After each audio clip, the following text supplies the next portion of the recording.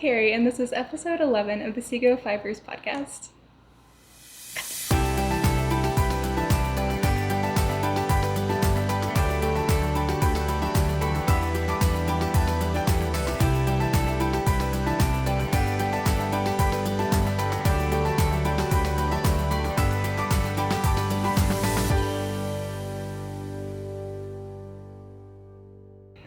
Hi, welcome back. I'm Carrie, and this is the Sego Fibers podcast, and it's all about knitting, and this time crochet.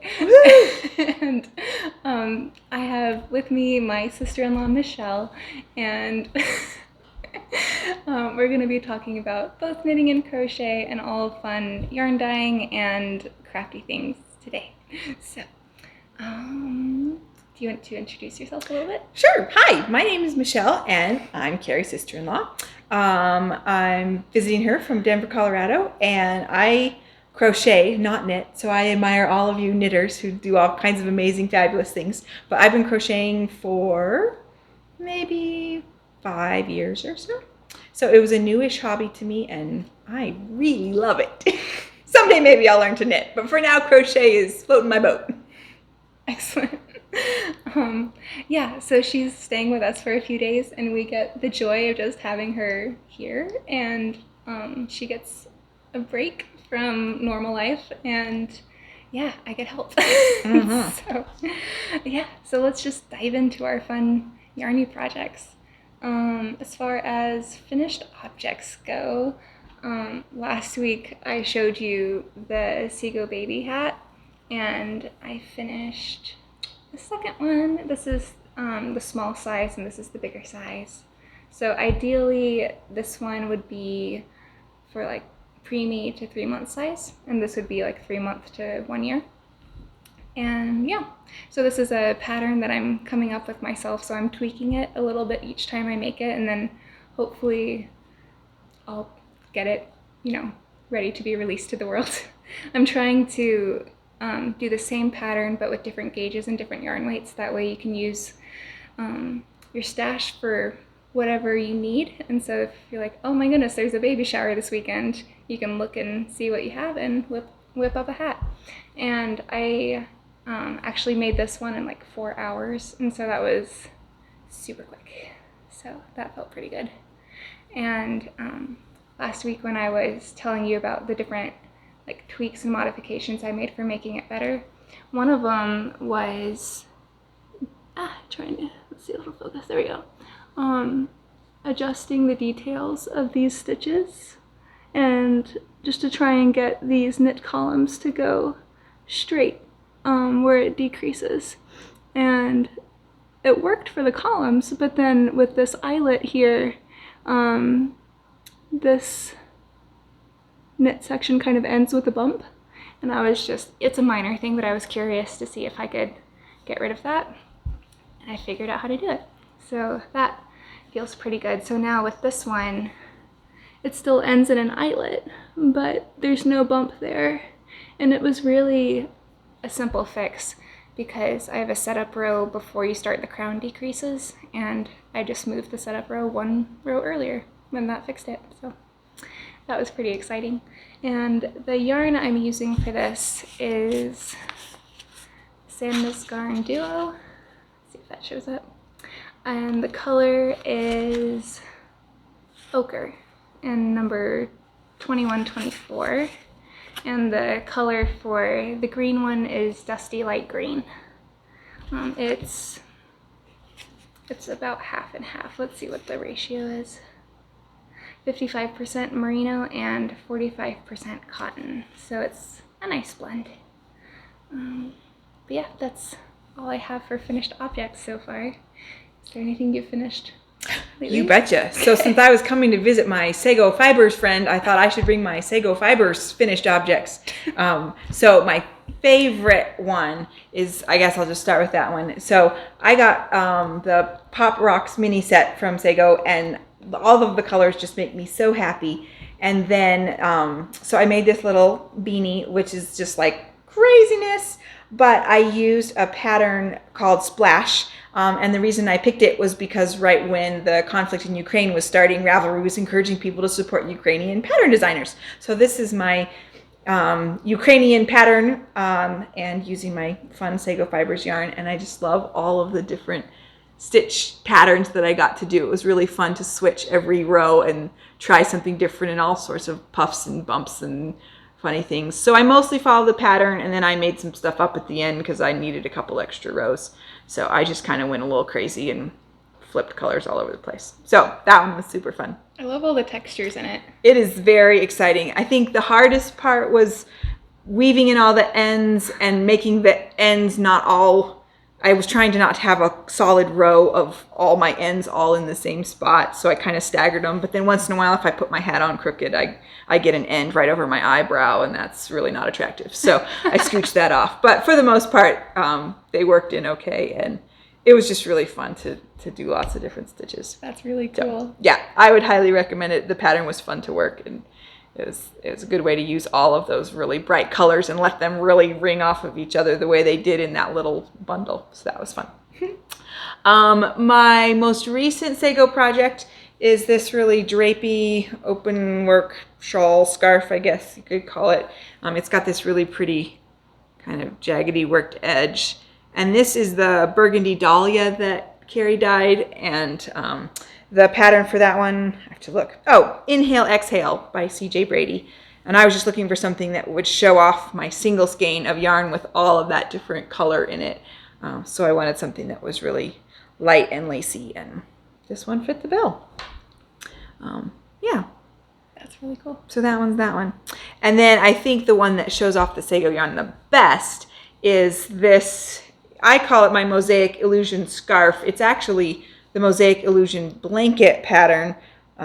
Let's see who did that one. Melanie Payne made this one. So it's a blanket pattern, but I just made it. I just did a 3-row repeat. And the Midnight Sky, that's the navy-ish, dark navy color, is nice and solid. But then the multicolor in between is called Salty Mermaid. And I really wanted to appreciate all the different pinks and greens and things that were in that yarn.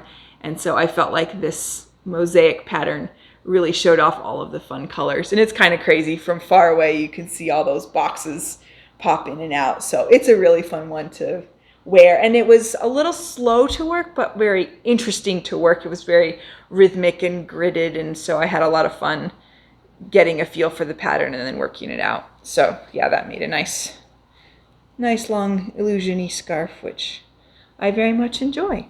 Yeah. And so this was 2 skeins of yarn. Yes. Yeah. So a full skein of the Midnight Sky and the full skein of the Mermaid. Yeah. And one thing I think is really interesting from a dyeing point of view is that the method for making this one is pretty much like 1/2 of the loop is a solid color, and then the other half has like speckles and stuff. And then with the Salty Mermaid for this one, I dyed it in a much more painterly way because my goal for this one was to not pool at all. And so like this one has pooling where the browns and the burgundy and the whites kind of meet each other at the different times. But this one, I don't think it's obvious. I mean, it seems pretty even overall. And so that one worked out really well. So I'm curious to try out that more painterly effect for non-pooling multicolor yarns because I think that's fun. So, yeah. All right. And for works in progress, this is special. This one is in my project bag that Michelle's mom made for me. I picked out the yarn and she did everything. I love it. And this is a pair of socks. I'm almost done with the first one. And these are the rocking chair socks, and I'll put the designer underneath. And yeah, I am at the toe. And so that should just take a little bit of time, and then this one will be done.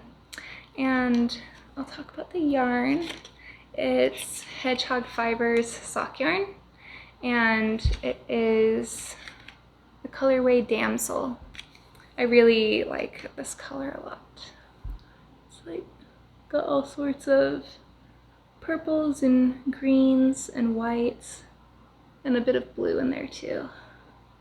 But one thing I think is cool about this pattern is that even though I'm using a variegated yarn that does pool and kind of stripe a bit, like you can see it on the foot there, I still think it shows up well with the stitch pattern.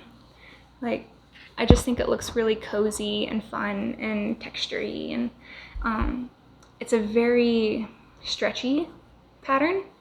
So, I mean, if you are one that typically has trouble like getting your socks to fit, then I feel like this one is a good idea to try, because it should like scrunch in and also get over your heel and everything.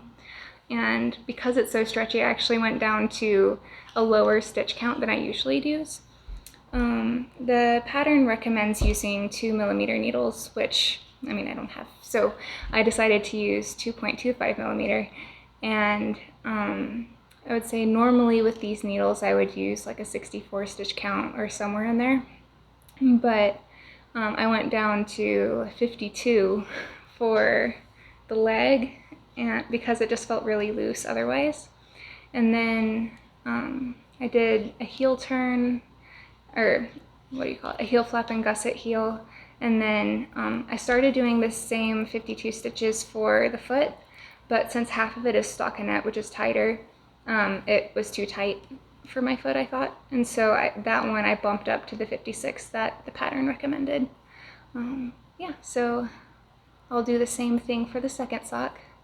But yeah, I'm really pleased with how that's turning out. I'd recommend it for sure. And one thing I think is interesting and also a bit unusual is that the kind of eyelet lace detail here is asymmetrical. Normally, patterns tend to be more symmetrical with their eyelet placement. So I thought this was kind of fun and added to like the charming feel of it, I thought. Yeah, so that's all I'm working on so far. I'll add little puffs to the top of these and probably cast on more baby hats soon with some thinner yarn, and I have some worsted or Aran weight yarn also that I'll figure out for that pattern. Yeah. All right, so I was given a whole bunch of yarn and just a lot of general from a friend who doesn't do a lot of yarn but knows that I like it. So I got a bunch of loops of Donut Ago by Caron, so just a regular Michael's craft store acrylic yarn. I thought, what am I going to do with all these colors? They're really crazy color combinations. So I took my cake apart and I am working on this. I guess it's going to be a blanket, picnic blanket maybe. It's not super warm and fuzzy, but it's fun colors. It's really happy. And so I decided I was going to turn it into, this blanket is called One for the Road. And it's kind of hard to see this close, but it's got these big kind of optical illusion triangles going on in there. So it's another mosaic crochet pattern like the previous scarf that I made, because I'm having fun with that, but alternating a bunch of colors. So we'll see how all these big triangles work out. And so yeah, I've got my balls and we'll change colors several times through here. The yarn comes with 5 different colors in a big loop. And so I'll work those colors in and out of each other and see how it turns out.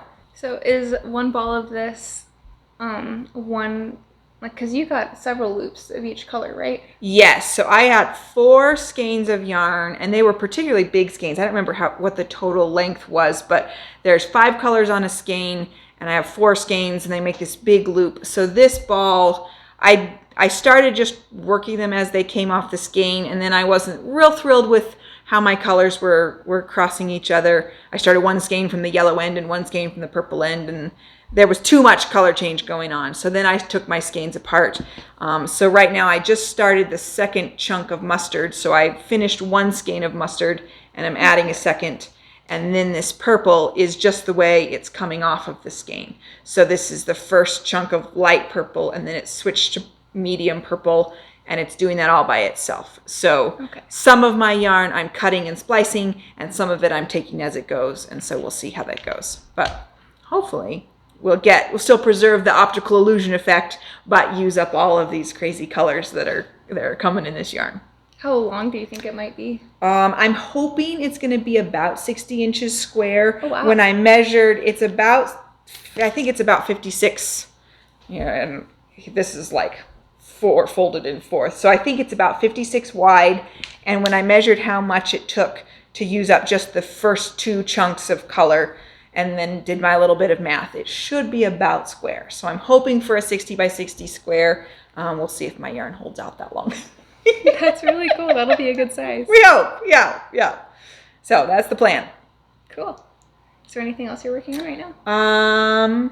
Nope, that's everything I've got along with me. You know, traveling, I don't always try not to bring 42 skeins of yarn with me, just a few. So all my other works in progress are back at home. I have a shawl that met with an unhappy accident with my dogs, so we had a lot of untangling of yarn to happen there, and that kind of caused some problems. So my work in progress is stalled out there because the dog untangled all the yarn, but we'll see what we do with that one. We'll solve that problem when I get back home. Are you the kind of maker who tends to have multiple projects going at the same time, or do you do one at a time? Normally, in just life in general, I tend to have way too many irons in the fire and be in the middle of 5 things at once. So when I learned to crochet, I tried so hard to only have one thing at a time, because I love the picking out the yarn, I love the picking out the pattern, I love the learning a new stitch, and all of that is really fun at the beginning, and then you get to the middle and it's like I gotta do the same thing over and over. But I knew that if I let myself start 42 projects, I would just have a pile of half-finished projects for the rest of my life. So I try to be really hardcore about only having one thing going at a time, but I do make an exception. I usually have 2 at a time. One that takes a lot more following a pattern and counting and paying attention, and one that's really mindless so I can do it and talk with a friend, or, you know, just kind of be fiddling away while I'm listening to something. So I try and have one focused project and one no-brainer project, depending on what situation I want to crochet in. So that way I can crochet twice as much. Smart. Yes. All right. And it's also been Michelle's birthday recently, so we've been doing some fun things here to try and celebrate her.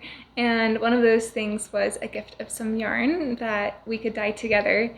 And so we looked at all these different dye swatches, and she picked something in the green family. No surprise there. Yes. We just say that looking at yarn swatches is so much fun. Carrie has all these great colors. We get to spread them all out and just kind of delight in all the coloriness for a little while. So it took me a while to make up my mind, but I think we got something really good. I think so. So she has 5 skeins of worsted weight Peruvian Highland wool, and this is a yarn I've actually been really curious about for a while because I see it around and yet I wasn't really sure what it felt like.